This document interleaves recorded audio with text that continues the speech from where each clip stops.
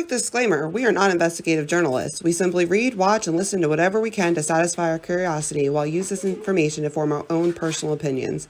Do not take this as investigative journalism. This is simply our own rabbit holes. Hello, friends, and get ready. We're going to talk about the docs, the crimes, and all the people involved. This is Crime and Chill. Hey guys, before the episode actually starts, I just wanted to cut in real quick and let you guys know that on April 1st, we will not be having an actual episode uploaded, but on Saturday, April 2nd, we will be doing a live stream at 8 p.m. Eastern Standard Time. So please be sure to follow us on all of our social medias to know when that's happening and where that's happening. Also, in the crime news portion of this episode, it starts off, we are unintentionally misgendering somebody. The article went over our heads. We thought it was a mistype. We're not the brightest bulb in the box, guys. We do figure this out during this episode and we do apologize for it as it's going, but I wanted to beforehand let you guys know. That way when you hear it, you know, okay, I've already addressed this and I'm telling you that it was a misunderstanding and we do profusely apologize. We have no intentions of misgendering anybody, being rude, murderer or not. That's not our intentions. We are fully supportive of the LGBTQ plus community. We think everybody should live their life and be happy. So please forgive us for our slip here. It will not happen again. We will pay more attention and make sure we actually understand before we start talking. So thanks for tuning in, guys.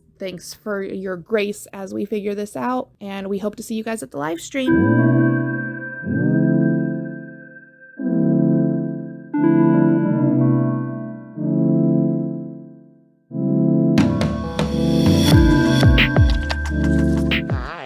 Hi guys. So. What day does this air? Because I never know. What day are the people listening? This will be the 25th, March 25th. Damn, we are really not far in advance anymore. We're not. We were doing so good. We're trying to go get a job. At least crime news is up to date then. Yeah.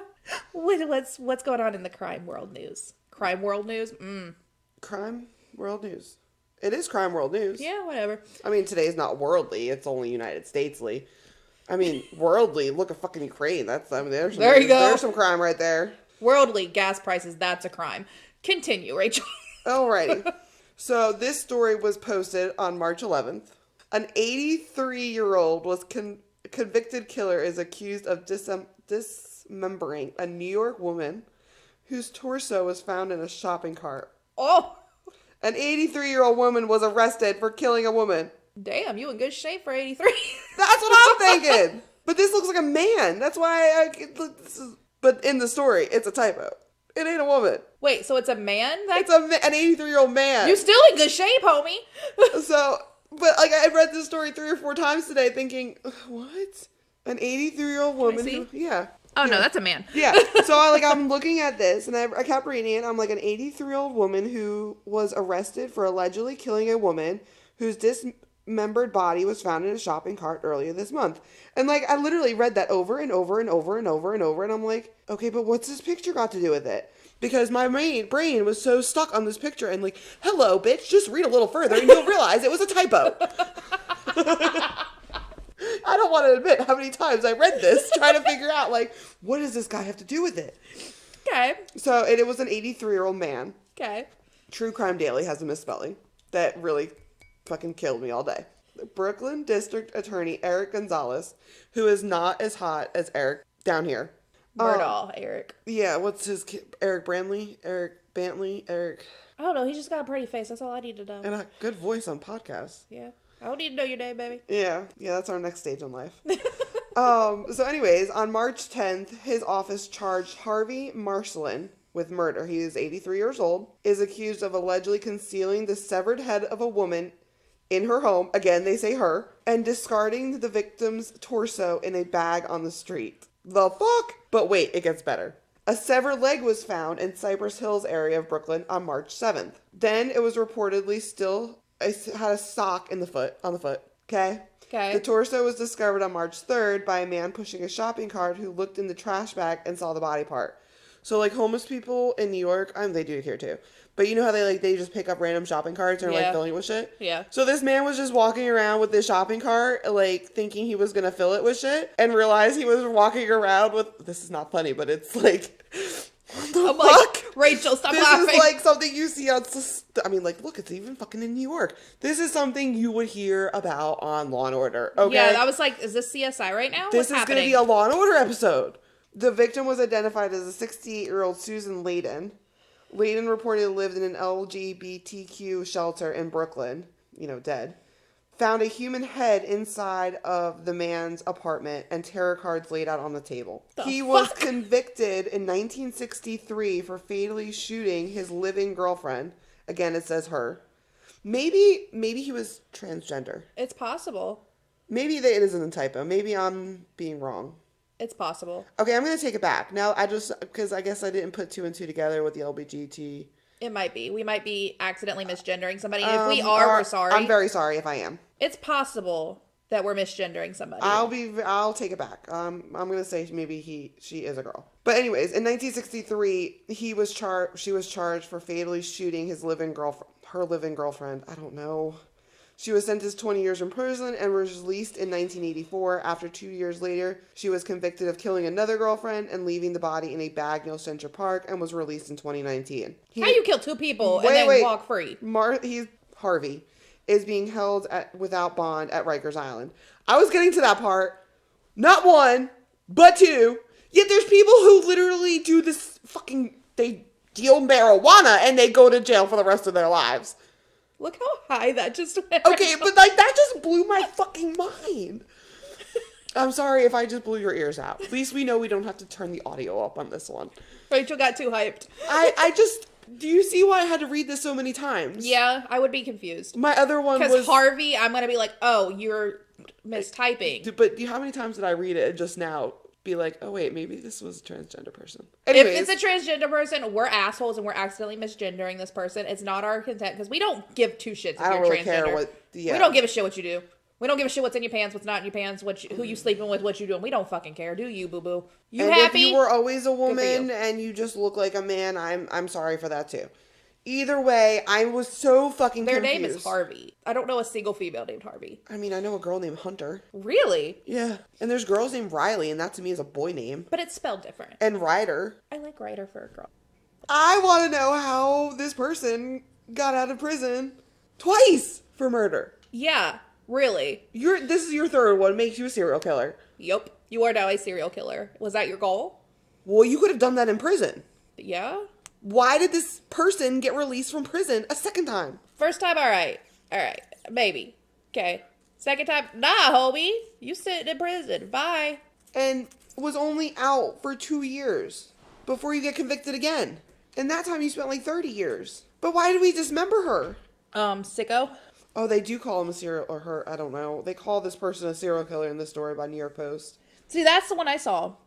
That headline, the serial killer 83 Iden case of dismembered body found in Brooklyn. That's the one I saw from the New York Post. Okay, well, this was out on March 9th, which was before she actually got arrested. All right, well. Anyways, I'm embarrassed how many times I've read this story now. All right, are you ready to get into a story? So we're at the end of March now when this is coming out, but March is Women's History Month. So I thought, you know what we should talk about today? A badass lady. I talked about this several weeks ago on TikTok. I did like a night routine and crime talk, which I might keep doing because that was kind of fun, actually. Today, we're going to be talking about Mary Vincent. Mary Vincent is a badass. Okay, pause. You were just talking the slowest Southern talk I've ever heard in my life. I was? Yeah, keep going now. What did I talk about? I don't know, but it just seemed very slow Southern drawl. I'm so sorry. I don't know how to fix that. Anyways, continue. So, Mary Vincent was one of 7 children, and her parents would divorce in 1978, and it was messy. So, Mary ran away from her Las Vegas home, and she lived on the street for a little while, living in unlocked cars, and so she ended up hitchhiking to her grandfather's house in Berkeley, California. And she would stay with him for a little while. And then in September of 1978, she would decide she was homesick and she wanted to go home. So again, this is late 70s, early 80s, so hitchhiking was a normal thing back then. She was 15 years old, and she was hitchhiking back to Las Vegas from California, and she would end up accepting a ride from Lawrence, a.k.a. Larry Singleton, who was 51 at the time. Okay, go ahead. And I didn't even watch your TikTok. Go ahead. But instead of taking her back to Las Vegas, He decided to be a fucking piece of shit. He would rape her, broke several of her ribs, tortured her, cut off both of her forearms, and threw her down a 30-foot embankment and left her for dead. But Mary's a fucking badass. So she controlled the bleeding by like shoving what was left of her arms into mud and compacting them to control the bleeding. Climbed up the 30-foot embankment and then started walking naked, bleeding, mud in her arms, broken ribs, walking down the road until a couple found her and took her to the hospital. So. Okay, I need to stop right now because I've always wondered. Okay. Would you think to put the mud to stop to control the bleeding? No. Fuck no, I wouldn't either. That's what I'm saying. She's a fucking badass. Like, where did she learn that? I'm 30. I'm double her age and I would not think that. I might find a rope or, like something to tie. Yeah. But I would never again, think... she didn't have hands. I know. That's what So she couldn't have tied it anyway. I know, but I can't get over the fact that she thought to put the mud in. It's always... And she doesn't talk. Like, she's still alive. She doesn't talk anymore now. So, well, she does, but she doesn't. We'll get into that in a little bit. But, so, Larry gets arrested for this. And the 6 months later at the trial, by that time, Mary already had prosthetic arms. She already had the prosthetic. She was already getting used to that. This is fucking bullshit. Because of the laws, Larry was found guilty, but the max sentence he could receive was 14 years. That's some BS. For rape, kidnapping, and attempted murder. Did they change that now? I'm getting there, Rachel. Okay. So at the sentencing, though, the judge did remark that if he was able to, he would have sent Larry to jail for the rest of his life. Like, he was like, if I was able to, you'd be gone, motherfucker. And Mary did also sue him and won her lawsuit for $2.56 million. But she was never able to collect because Larry was broke, unemployed, and only had like $200 in his savings account. Well, duh. If Larry had that kind of money, Larry would have just paid for a prostitute and moved on about his business. You would think, but... So Larry only served about 8 years of his 14-year sentence. He was paroled for good behavior and being a teaching assistant in a prison classroom. But when he was paroled, no town would take him. There were protests that were being held. Like, they literally were like, oh, fuck no. He has a crazy nickname. I did not see any crazy nickname looking for it. He has a crazy nickname. Oh. It's Mad Chopper. That's fucked. But yeah, like I said, there was protests. At one of these protests, they were so concerned that they moved Larry to a hotel room with armed guards outside of it. So what ended up happening is Larry lived on a trailer of the grounds of the prison until his parole ended a year later. After his release, he went back to Florida. That's where he was from. In 1990, he was convicted twice of theft. First in the spring, he served 60 days for stealing a $10 disposable camera. To what, take pictures of women? I don't know. And then in the winter, he had to serve 2 years for stealing a $3 hat. And I'm guessing that was probably just like, it wasn't just for the hat. It was because this is the second time in a year you've been arrested for theft. You're going to jail. Then he was released in 1992, and all was quiet. Until February 19th, 1997. A neighbor of Larry's called the police to report him assaulting a woman in his home in Sulphur Springs, Florida. And when the police arrived, they found the body of Roxanne Hayes, a mother of 3, who had been stabbed in the upper body multiple times. Obviously, he was arrested. Obviously. But Mary, continuing to be the badass she is, Mary traveled to Florida for the sentencing, and she spoke, and during her testimony, she detailed his attack on her and the toll it took on her. Because of this, Lawrence Larry Singleton was sentenced to death, but in 2001, he died of cancer in a prison hospital. Fuck you, Larry. We don't give a shit. Okay. The law side of me was like, how is that even allowed for her to speak? Well, I think it was a victim impact statement, technically. Yeah, but she wasn't a victim in that sentencing. Well... I mean, I'm glad she got to speak. Yeah. But I was just wondering, like, if I was that defense, there ain't no fucking way she'd be talking. But Mary, so that was my whole point of this, is talking about Mary. So, those protests that I mentioned earlier, those protests resulted in legislation supported by Mary called Singleton's Bill in 1987, which prevents the early release of anyone who committed a crime in which torture was used. Okay, we have my little comments here, because I always hated that they call it Singleton's Bill. Yes, me too. It should have been something to Mary, though. Yes. Like, Mary's a badass bill or something. You know what I mean? Like, Survivor Bill. Yeah.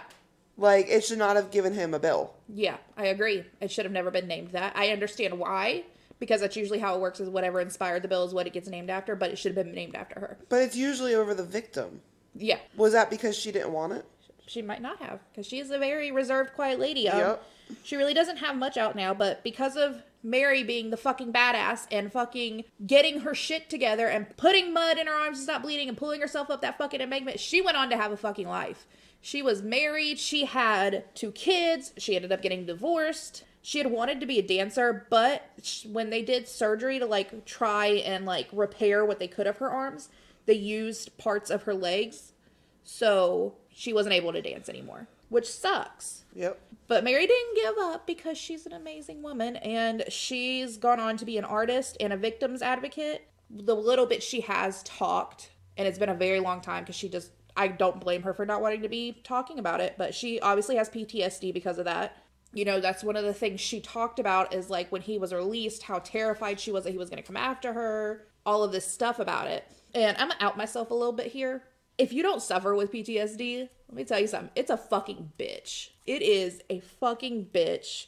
It's fucking terrifying, and it's hard as hell to deal with, and it never goes away. You deal with that for the rest of your life. So, what do you have to talk about with this, Rachel? I would love to hear your thoughts. So, you know, there was more, the person that took her, like, to the hospital, that wasn't the first person that found her. Really? I didn't see that. The first couple that found her drove past, scared. Fair, though. I'm sorry, but if I saw a woman with her hands up in the air like this, that's how she was walking down the road to control the bleeding with the mud on top of it. Yeah. I'm not going to be afraid of her. I might be afraid of what's around her, but there's no way in hell I would leave her like that. Yeah. I don't care I don't care. I don't care if the kids were with me. I don't care. Yeah, I can understand being scared. I would not be able to just drive away. No. I might not stop and help. I may pull her into the car and speed off. Right. That's understandable, but I can also understand being scared. Oh, I understand being scared, but there's times when you're scared. When you get scared, it's either fight or flight. Their brains chose flight. And I don't fault them for that. I don't fault them, I just can't understand it. Right. But we've talked about this before of, like, why, like, with Murdaugh, when they came across, who was it, Steven? The person that drove and was driving through, Steven Smith. Yeah. And he said there's a guy laying in the road. Yeah, and he didn't stop. But it was a dark road. There was more underlying factors. Yeah. But it's the same concept of you didn't stop, you didn't get out and help. Why? You know, there's things that go through your brain and everybody reacts different to what happens. But I understand being terrified. Personally, I would stop. If I saw somebody walking like that, like, I could clearly tell there's no hands. You're not going to hurt me. Like, what the fuck are you going to do? Like, I see you're fucking naked and walking down the road. I'm going to pull you into, I'm going to literally stop and say, get in my fucking car, and I'm speeding. Yeah. I'm stomping that shit. I may not control the bleeding right there like that other couple did. They wrapped linens around her. But we're at least going to get you in a car and speed away. Yeah. Because I wouldn't leave her there. And then when we got a safe distance where I felt like I sped far enough that nobody's going to be able to catch up to us, then I will stop and figure shit out. Yep. Or I'm just going straight to a fucking hospital. Yeah. Like, hold on, bitch, here we go. Oh, her prosthetics. She was creative and put different things on her own prosthetic. Like, how cool is that? Yeah. She made it to where it could be used for what she needed it to be used for. Because prosthetics... Within 2 weeks of... Yeah. Getting... Like, let's be honest. In the 70s and 80s, we all know prosthetics was not where it was at. Mm-mm. How she found the highway, though, was just listening for the freeway. Mm-hmm. Like, all this is, like, she's super fucking cool. So when you told me you were going to do a case about a woman... Yeah. You never, like, went into detail if it was going to be, like, a woman murderer or something. And I did. Thinking, I just said, hey, I'm going to do this. And I was like, God, I hope she doesn't, like, give a woman murderer a day for Women's Month. I would never. But I was just like, God, I hope that's not what we're The only way that I would have done that is if she was a murderer for a good reason. You know, like, you see people that are in jail for murdering because somebody hurt their child, somebody killed their child. Things like, you know, they killed their abuser. I will give you a fucking day in Women's History Month. I don't understand why this movie doesn't have a movie, though. She might not want all that shit out about her. Yeah, and if she does it and I'm talking about it, I apologize. Yeah, but like... But I just think people need to know about a badass. You can do a story... You can make a movie that doesn't say her name. You know what I mean? Like, yeah, they could be based on true events without saying what it was based on. Yeah, look at fucking Law & Order. All those are based on true events. Fucking Law & Order. Always going back to Law & Order. We're Law & Order junkies. It's fine. I can't help it. The will to live... in horrible situations is so fucking amazing sometimes. Yeah. Like, I have a hard time believing in miracle. Like, an actual God caused this miracle. Yeah. Things like this sounds like... Your brain did not fucking go into shock. Your brain did not Oh, fucking... no. I believe her arms went into shock. That's how she did it. But, like, her motivation and will to get herself out of that situation. At fucking 15. Mad Chopper, though, was the chant that the media people did when he was initially released. That's what they were calling him. The Mad Chopper. And they would chant it. Don't release the Mad Chopper. Don't release the Mad... But that's all I have on this case. I mean, I have more about how amazed I am, but that's it. I mean, yeah, it's one of those things that I wanted to talk about because it's fucking amazing that she survived that. Like, what the fuck? I'm like, how the fuck did your brain... Not only did she survive it, but she stayed awake to give the description. Yeah. Like, yeah, besides, like, getting up the hill, finding people to help her, getting to the hospital... And then getting the bleeding controlled so that the police could talk to her. Mm-hmm. And never once falling, passing the fuck out. Or just falling asleep because of actual exhaustion. Yeah. Let alone blood loss. Yeah. It's fucking insane. It's crazy. It's crazy.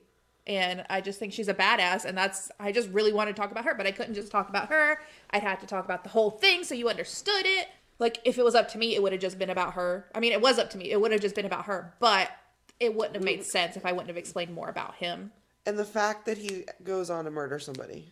Yeah, because of the fucking law at the time that he was sentenced to 14 fucking years. We just read true crime news. Somebody killed 2 people before.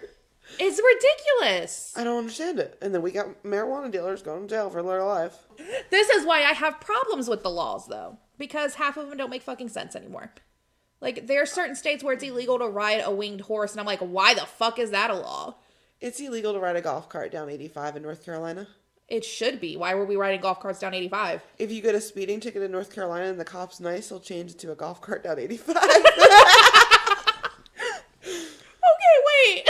True story, I know for a fact. Not me personally, my mother. Why the fuck are we driving golf carts on 85? I don't know, but that's what he ticketed her with. He was like... I like you. I'm not an asshole. You seem like a nice lady.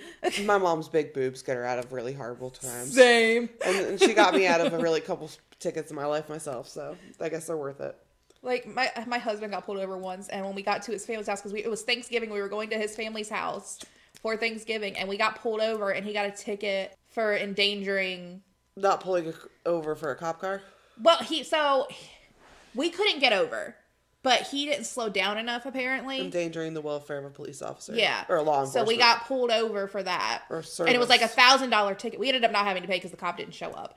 There was a whole fucking mess with that fucking ticket because we had to go back because they mailed something saying that it never got handled and they were trying to fucking make us pay it when it was already dismissed.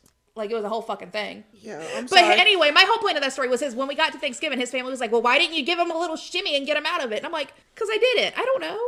But yeah, so to wrap up, because you might have forgot what the fuck we were talking about, Mary Vincent is a badass. You can cut out all of your thing. That had nothing to do with Mary. I don't even know how we got into coffers. I'm not really sure either. We ramble. But I've been told people like our rambling. Well, we ramble great. Like, who wouldn't want to be in our conversation? Like, I've been told that us getting into our side rambles and, like, being real and talking about, like, our real life is actually entertaining. It's more entertaining than us talking about true crime that everybody else has already talked about before. Like, I seriously want to find I've been researching an unsolved homicide out of Spartanburg County that there's nothing except what the news has put out over the last 20 years. And I'm like, I think I want to talk about this because nobody else has. That's what I look for a lot. Is like I'm seeing what people are talking about. Because if it's overplayed, I don't want to do it. Like we've talked about, we're not going to do John Bonet because it's too overplayed. I'm sorry. Reddit goes to my watch and it'll just give me the headline. Yeah. And if it's a headline I've never seen or ever heard before, then I'll go to my phone and I'll save it. And if it's one that I've already heard before or seen 1,000 times, then I go to my phone and put the little down finger thingy because I get pissed off at them talking about it still.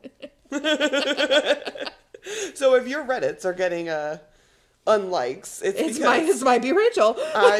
I'm tired of hearing about the same cases. Like, this is why people think that committing a crime makes you famous. Yeah. Anyway, I think that's enough for tonight. I'm tired. Me too. It's 9:30. I'm old. All right. Well, we're going to wrap it up then. Thanks for tuning in this week. Make sure to go follow us on all the socials on Instagram, Facebook, TikTok, and Twitter. Be sure to join our Facebook group, Crime and Chill Fam. Rate us on Apple Podcasts and Spotify. TikTok. I planned on doing that the last time we recorded. You did it! No, I mean, I wanted to do it while you were, like, way gone from it. I hadn't. Thanks for listening to We're Fucking Tired. It's late. We're cold. Fuck it. Thanks for tuning in this week. We will see you guys next week. Bye!